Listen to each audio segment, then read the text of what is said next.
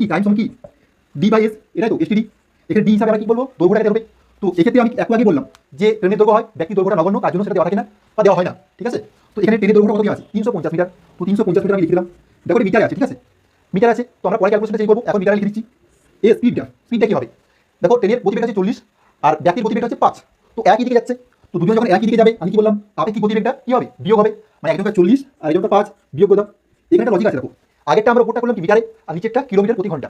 তো আমরা কি করবো, এই কিলোমিটার প্রতি ঘন্টাকে আমি যেহেতু উত্তরে সেকেন্ড চেয়েছে মানে মিটার পার সেকেন্ডে নিয়ে আসবো। উত্তরে যেটা চাইবে আমরা সেটাতে নিয়ে আসবো, তো উত্তরে সেকেন্ডে অ্যান্সার চেয়েছে, তো এটাকে আমরা কিলোমিটার প্রতি ঘন্টাকে মিটার পার সেকেন্ডে নিয়ে আসতে হবে। তার জন্য কত দিয়ে গুণ করতে হবে, 5/18 দিয়ে গুণ করতে হবে। তো এই 5/18 কেন এলো, কি জন্য এলো, তার জন্য সময় দূরত্বের পরপর ক্লাসগুলি প্লেলিস্টে দেখে নেবে, পুরো ডিটেলসে আলোচনা করেছি, বেসিক থেকে আলোচনা করেছি, সেই ক্লাসগুলি প্লেলিস্টে অবশ্যই দেখে নেবে। তো এই ক্যালকুলেশনটা করলে আমাদের অ্যান্সার চলে আসবে 350টা রাখো, নিচে কত আসছে, নিচে হচ্ছে 35 আর 5/18 আছে, উল্টে যাবে, উল্টে 18/5 হয়ে যাবে। 35 10 5 2 8 2 36 কি হবে সেকেন্ড।